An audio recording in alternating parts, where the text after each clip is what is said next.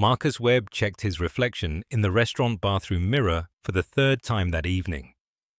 41 years old. Grey threading through his temples. A small scar above his left eyebrow from a bicycle accident when Caleb was 7. He looked, he decided, exactly like what he was. A man who hadn't been on a date in 3 years, trying very hard not to look like a man who hadn't been on a date in 3 years. He straightened his collar and walked back to the table. Jennifer was already on her phone. She didn't look up when he sat down. "Sorry," she said, "not sorry at all. My friend is asking about tomorrow." "Of course." Marcus lifted his water glass, set it down, lifted it again. The evening had started promisingly enough. Jennifer Alcott, divorced, no kids, worked in marketing, had seemed genuinely warm when they'd met through his co-worker Dana's dinner party 6 weeks ago. They'd texted for a month. Long texts, good texts.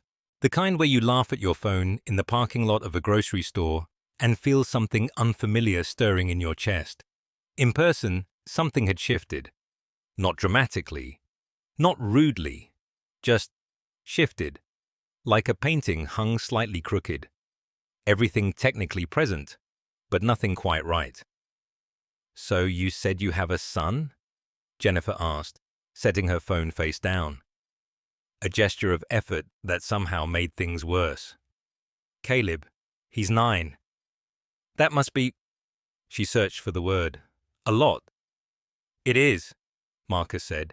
"He's also the best thing that ever happened to me, so—" Jennifer smiled. The smile of someone doing math in her head. They ordered. They ate.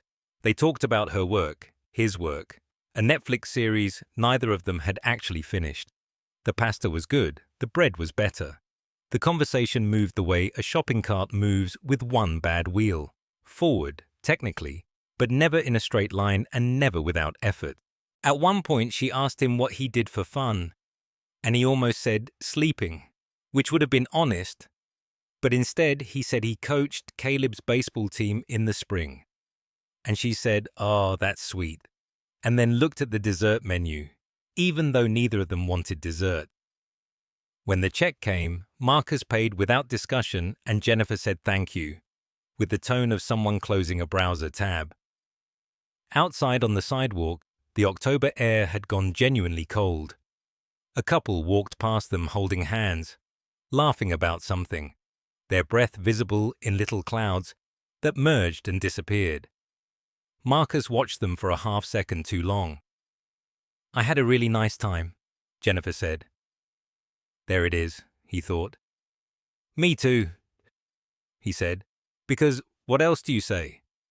Because you don't say no, you didn't on a sidewalk at 9 o'clock to a woman who owes you nothing." They hugged, brief. The kind of hug that is really a period at the end of a sentence. He watched her walk to her car. She didn't look back, and he didn't blame her for that. He stood there a moment longer than necessary, hands in his pockets, the restaurant noise bleeding through the glass behind him. A busboy was clearing their table already. He could see it through the window. The candle snuffed, the glasses carried away, the whole evening reduced to a stack of dishes in someone's arms. He thought about calling Dana to say thanks for the setup. No hard feelings.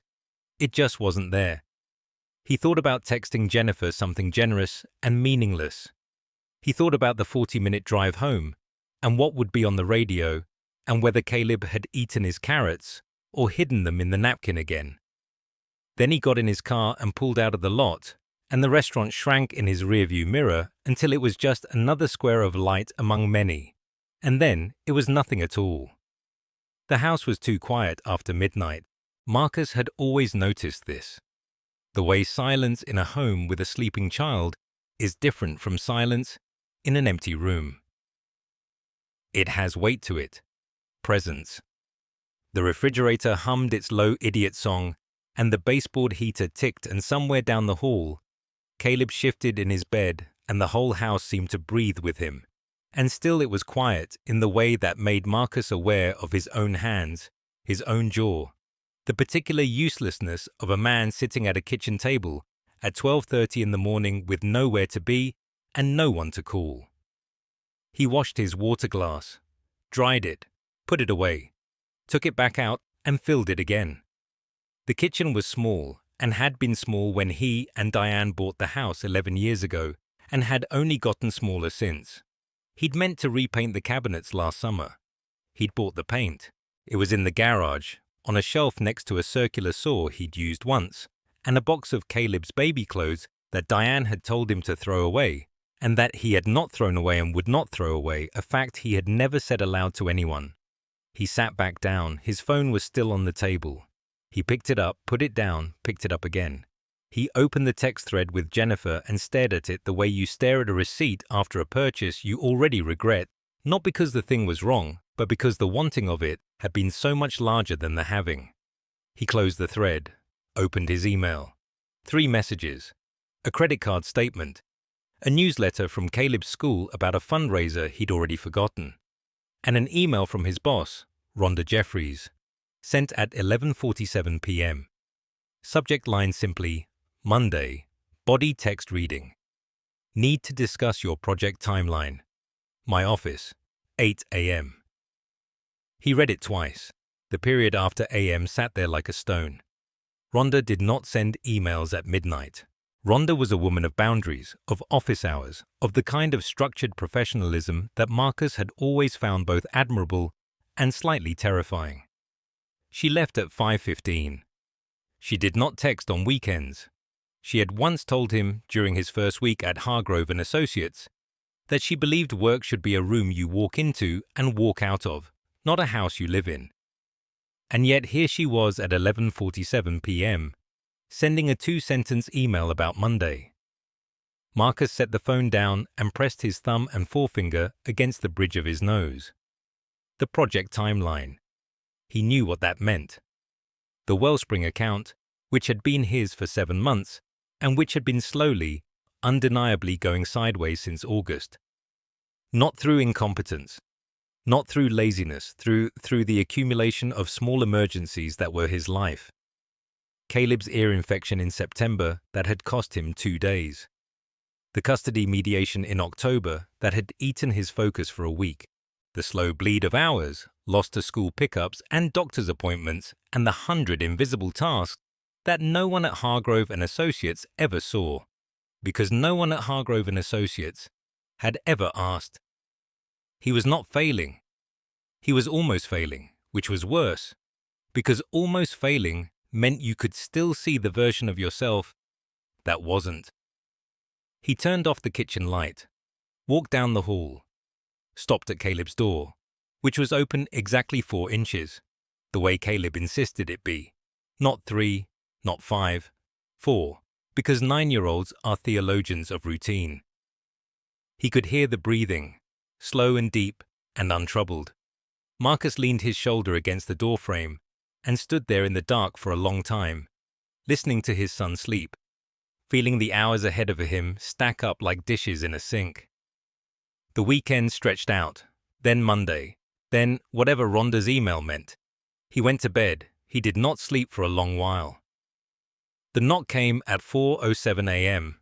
Not a pounding, not urgent in the way that makes you think fire, or ambulance, or someone dead. 3 knocks, evenly spaced, almost polite, which was somehow worse. Because a polite knock at 4 in the morning means someone has been thinking about knocking for a long time before they actually did it. Marcus was not asleep.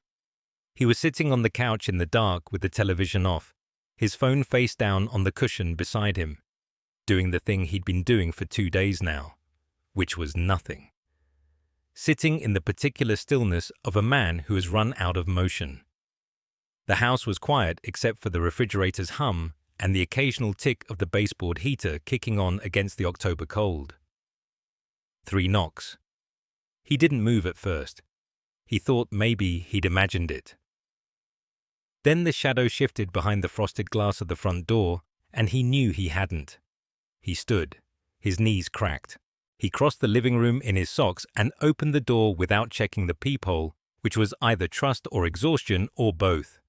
Ray Dunn stood on the porch, his boss. Owner of Dunn & Associates, the mid-size accounting firm where Marcus had worked for 11 years. Ray was 62, built like a man who had once been athletic and had since made peace with gravity. He wore a canvas jacket over a flannel shirt, jeans, work boots. He looked like he'd come from somewhere that wasn't bed. His truck was parked at the curb, engine off, the cab light still fading. Marcus stared at him. "Ray?" "Marcus." A silence, the kind that holds its own weight. "It's 4 in the morning, Marcus said. "I know what time it is." "How do you know where I live?" "Your employment file. I'm your boss, Marcus. I have your address." This was technically true and still deeply strange. In 11 years, Ray Dunn had never been to his house. Ray Dunn communicated through email, through quarterly reviews, through the occasional nod in the hallway that carried the emotional range of a closed door. He was not a man who showed up. He was a man who sent memos. And yet here he was, standing on Marcus's porch at 4 in the morning, with his hands in his jacket pockets, and his breath making small clouds in the dark. "Can I come in?" Ray said. It wasn't a question. Marcus stepped aside. Ray walked into the living room and stood there, taking in the scene with the quiet efficiency of a man who notices things for a living. The dark television, the glass of water on the coffee table, untouched so long it had gone room temperature. The blanket bunched at one end of the couch, the general atmosphere of a man who had been sitting in the dark long enough that the dark had started to feel like furniture. Ray didn't comment on any of it. He turned and looked at Marcus. "Dana called me," he said. Marcus closed the front door, leaned against it. "Dana shouldn't have done that." "Probably not. She did anyway." "I'm fine, Ray." "I didn't ask if you were fine."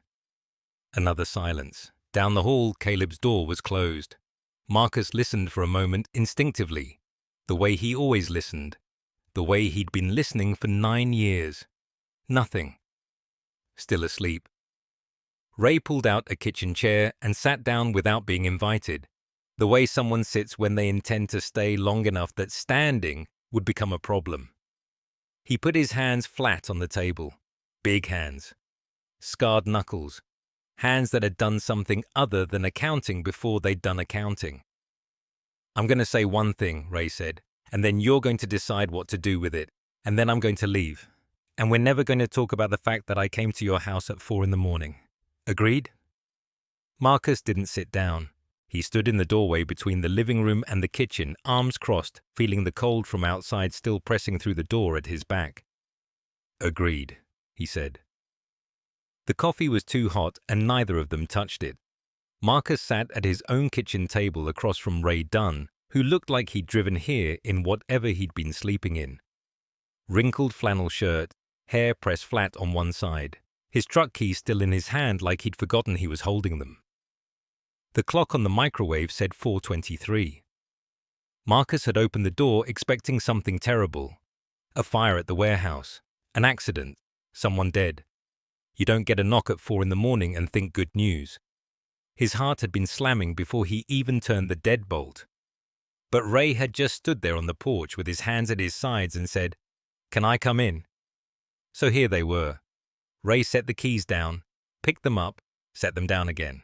Marcus recognized the gesture because it was exactly what he did with water glasses when he didn't know what to say. "I'm going to tell you something," Ray said, "and I need you to just hear it before you respond." "Okay. I mean it. Don't talk until I'm done." "Okay, Ray." Ray looked at the coffee, looked at the window above the sink where the dark was still total, not even a suggestion of morning at the edges. He rubbed the back of his neck with one hand, and Marcus could hear the scratch of his palm against stubble. 31 years ago, I started Dunn Millwork with a circular saw and $1,100 my uncle loaned me. I didn't know what I was doing. I'm not saying that to be humble. I genuinely did not know. I cut my own thumb open the second week and drove myself to the ER because I couldn't afford to close the shop for the day. He paused. Marcus waited. I've had 6 employees in those 31 years who I would call essential. Not good, not reliable. Essential. The kind of person where if they left, the thing I built would become a different thing. Worse, smaller. Ray's jaw worked like he was chewing something that wouldn't break down. "You're one of the 6. Marcus opened his mouth. "I said don't talk." Marcus closed his mouth. "I know what you make. I know what it costs to raise a boy alone in this economy. I know what your rent is because I've driven past your building and I'm not an idiot. I know you've been looking at job listings in Raleigh because Dana told me. And before you get mad at Dana, she told me because she's worried about you and she's right to be." The refrigerator hummed. Down the hall, nothing stirred. Caleb slept the way only children sleep, like the world had signed a contract to leave them alone until morning. Ray leaned forward, both forearms on the table. He looked at Marcus with the kind of directness that costs something, that you can feel in your sternum. "I'm not losing you over money." One sentence, 6 words, ordinary words, every one of them. Nothing that would look remarkable written down on paper or repeated to someone later over the phone. But Marcus felt them land in a place he hadn't known was exposed. Some load-bearing wall inside him that had been taking weight so long he'd stopped recognizing it as weight. His eyes burned. He looked at the coffee. "Now you can talk," Ray said. Marcus didn't talk. He pressed his thumb and forefinger against the bridge of his nose and breathed in through his teeth and sat there while something restructured itself quietly in his chest. Ray didn't fill the silence. He just sat across the table in his wrinkled flannel with his keys and his bad hair and waited the way you wait for wood glue to set, knowing that rushing it ruins everything. When Marcus finally looked up, his voice came out rough and plain. "What exactly are you proposing?" Ray almost smiled. Not quite. The corner of his mouth moved a fraction of an inch. "I thought you'd never ask." Caleb had known about the date for 11 days before it happened.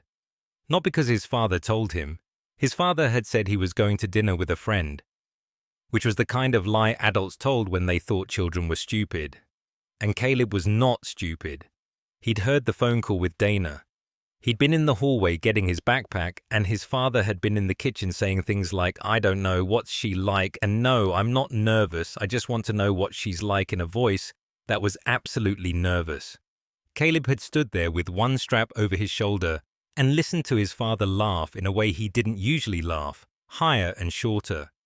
And he'd felt something move through his chest that he couldn't name. It wasn't jealousy.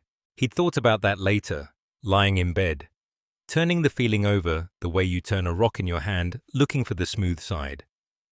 It wasn't jealousy because jealousy was wanting something someone else had.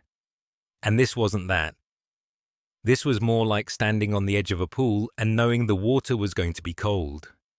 Not bad, just cold, just different from the air. He knew things about his father that his father didn't know he knew. He knew his father sometimes sat at the kitchen table after Caleb went to bed and didn't do anything. Not his phone, not the TV, not a book. Just sat. Caleb had gotten up for water once and seen him there, hands flat on the table, staring at the wall where the calendar hung. The calendar had Caleb's soccer schedule and dentist appointments, and the weekends marked D for Diane. His father had been staring at it like it was a window instead of a calendar, like he could see through it to something on the other side. Caleb had gone back to bed without the water. He knew his father was tired in a way that wasn't about sleep. Tired in his shoulders. Tired in the way he sometimes paused in the middle of making dinner, just stopped with the spatula in his hand, and looked at the eggs like he'd forgotten what eggs were for. Then he'd blink and come back and flip them and say something about homework or soccer practice, and the pause would close up behind him like water. He knew about the job too. Not everything, but enough. He knew his father had come home one day 5 weeks ago and sat on the edge of his bed with the door open and pressed his fingers into his eyes. Caleb had walked past and his father had looked up and smiled and said, "Hey buddy, how was school?" And the smile was the wrong shape. Too wide, too quick. Like a door someone opens before you've even knocked. After that, things got quieter. Not in the house, in his father. The volume of him turned down a notch. He still made breakfast, still drove Caleb to school, still asked about his day, and meant it. But there was a new gap somewhere, a thin space between the asking and the hearing. Like his father was listening through a wall, Caleb didn't ask about any of it. He was 9, but he understood that some things you don't ask about because asking makes them real in a way that's harder for everyone. So instead he did what he could. He ate his carrots without being told twice. He put his cleats by the door. He didn't complain about the weekends at his mother's house even when he wanted to stay. And sometimes, walking through a parking lot or standing in line at the hardware store, he reached over and took his father's hand. Not because he needed to. Because he'd learned something in his 9 years that most people spent their whole lives circling around without ever quite landing on. You can't fix the weight someone carries, but you can stand next to them while they carry it. And sometimes that changes the math just enough. Marcus poured 2 cups of coffee because that was what you did when someone was sitting at your kitchen table at 4 in the morning and had just said the thing that changed the shape of everything. He poured them slowly. He needed the seconds. Ray Donovan sat with his hands flat on the table like a man who had learned a long time ago not to fidget when something mattered. He watched Marcus move through the small kitchen without comment. The fluorescent light above the stove buzzed at a frequency that had bothered Marcus for 2 years and that he had never fixed. Marcus set the mug down in front of Ray and sat across from him. "Say it again," Marcus said. "I want you to run the new site." The Garfield Road Project. The Garfield Road Project. Marcus wrapped both hands around his mug. The coffee was too hot to drink, but he needed something to hold. The Garfield Road Project was a 12-unit mixed-use development on the east side of town. Ray's company had won the contract in August. It was the biggest job Donovan Construction had landed in 5 years, and everyone on the crew knew it. They also knew Ray had been interviewing project managers from outside the company for the past month. Guys with degrees, guys with certifications and software fluency, and the kind of resumes that came printed on heavy paper. "You've been talking to outside people," Marcus said. "I have." "And?" Ray picked up his coffee, looked into it, set it back down. "And they're very impressive on paper, every single one of them. They know things I don't know. They know things you don't know. Scheduling software, cost modeling, all of it." He paused. "But I've been doing this 31 years, Marcus, and I have never once seen a piece of software walk onto a job site and figure out in 10 seconds that a crew is about to fall apart." Marcus said nothing. "I've watched you for 6 years. I've watched you handle men who didn't want to be handled. I've watched you solve problems before anyone else knew they were problems. I've watched you do all of that while raising a boy by yourself and never once asking for special treatment or showing up late or making excuses." Ray leaned forward slightly. "I don't need someone who can run a program. I need someone who can run a job. There's a difference, and you know there's a difference." The kitchen was very quiet. Down the hall, Caleb's breathing was inaudible, but Marcus could feel it anyway. The way you feel the presence of something essential, even when you cannot perceive it directly. "It's a salary position," Ray continued. "Benefits. Real benefits, not the garbage we've been pretending counts. Health, dental, the whole package. Caleb would be covered." Marcus's jaw tightened. He looked at the table. "The pay is $68,500 to start. Review at 6 months." Marcus had made $41,000 last year.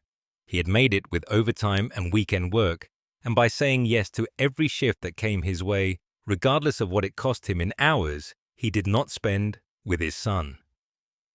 "Ray, don't answer tonight. I didn't come here at 4 in the morning to pressure you. I came here at 4 in the morning because I couldn't sleep and because I realized I'd been looking everywhere except where I should have been looking from the start." He stood. He picked up his mug and carried it to the sink and rinsed it, which was such a small and human thing to do that Marcus felt something crack open behind his sternum. Ray turned around and leaned against the counter. "You told me once that you felt like you were just keeping your head above water." You remember that? Marcus remembered. A Tuesday in February. Sleet on the ground. He had not thought anyone was listening. "I'm not offering you a life raft," Ray said. "I'm offering you a boat. What you do with it is yours." He left the way he had come, quietly, through the front door, into the dark that was just barely beginning to thin at its edges. Marcus sat at the table for a long time after that. His coffee went cold. He did not notice. The first week was the hardest because Marcus didn't know what he was building yet. Nolan had given him the framework. A new division within the company, small but with real teeth. Client relations restructured from the ground up, with Marcus running point. It meant longer hours at first. It meant learning systems he'd never touched. It meant sitting in rooms with people who had 10 years more experience and finding something useful to say anyway. He found things to say. Not because he was brilliant. He knew he wasn't brilliant. But he'd spent 9 years listening to a child explain the world back to him, in fragments and questions and leaps of logic that made no sense until suddenly they made every kind of sense.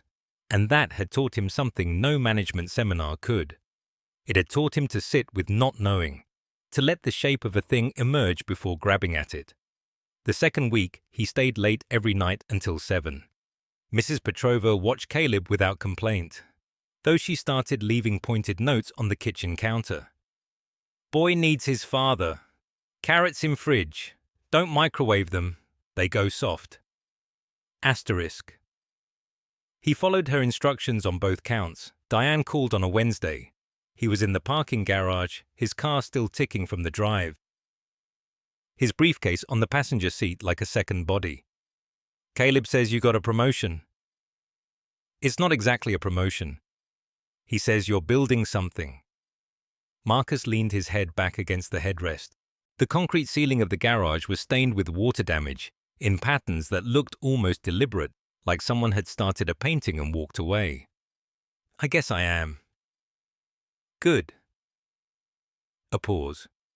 Diane's pauses had always carried weight, even when they were married, especially when they were married. "He's proud of you. He won't say it like that because he's 9 and 9-year-olds don't say things like that, but he is."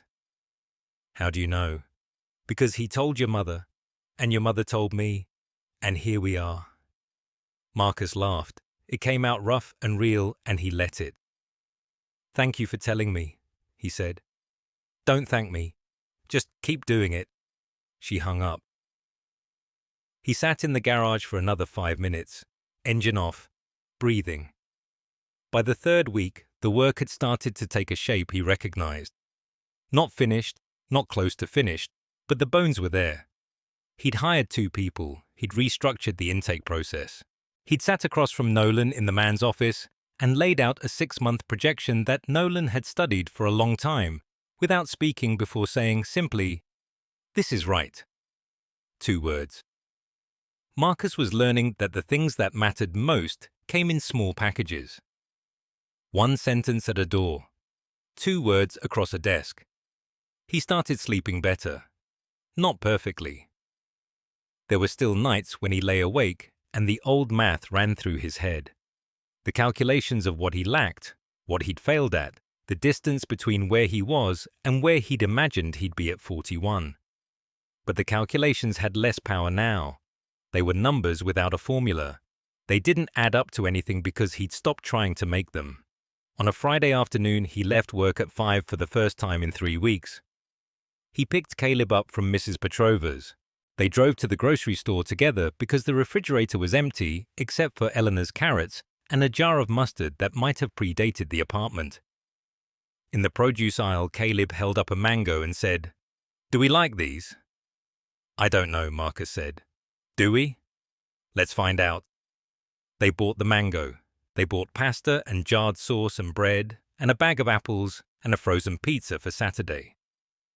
They loaded the bags into the trunk and Caleb climbed into the back seat and buckled himself in with the competence of a small adult, and Marcus stood there for a moment with his hand on the open door, looking at his son in the fading light.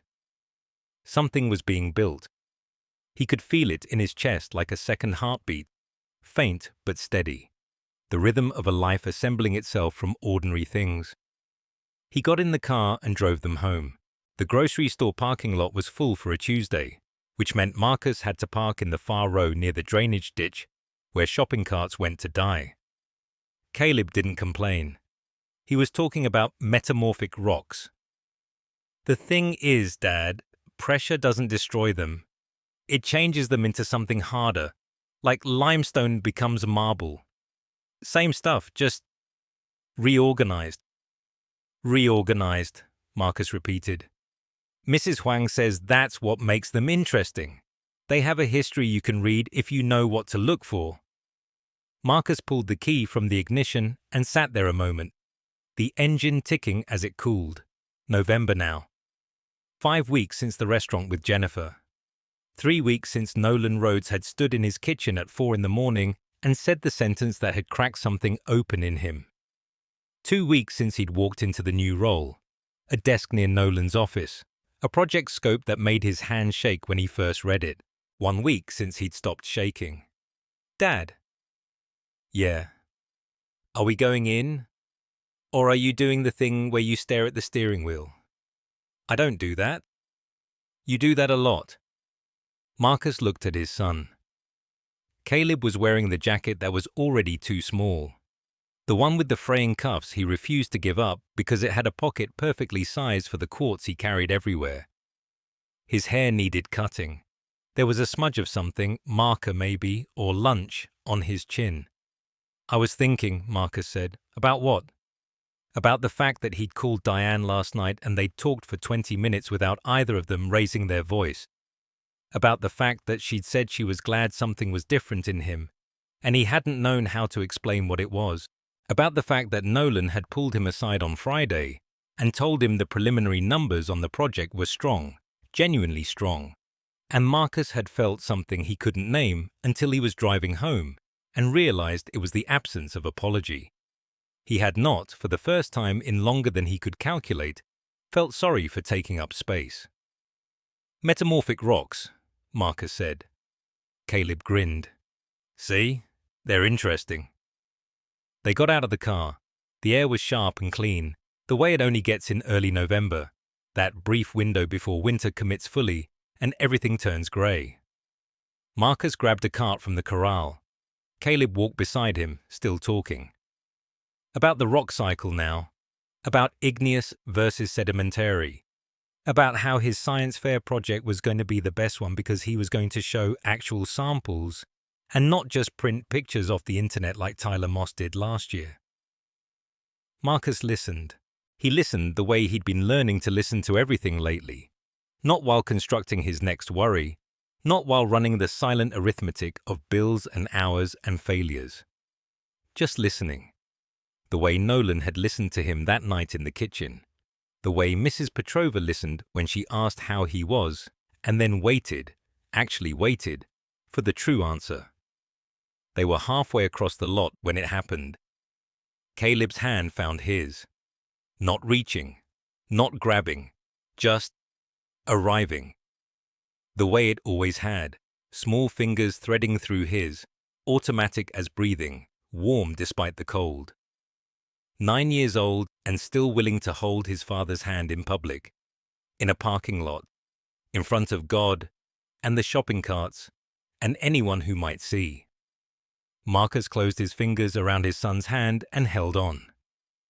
He thought about limestone, about pressure, about the long, slow process of becoming something harder and more beautiful than what you started as, and how you couldn't rush it, and how you couldn't skip it, and how the only thing required of you was that you not shatter before it was done. They walked through the automatic doors and into the bright, ordinary light of the store. Okay, Caleb said, releasing his hand to grab a basket. But we're getting the good cereal this time. We'll see, Marcus said. But he was already reaching for it.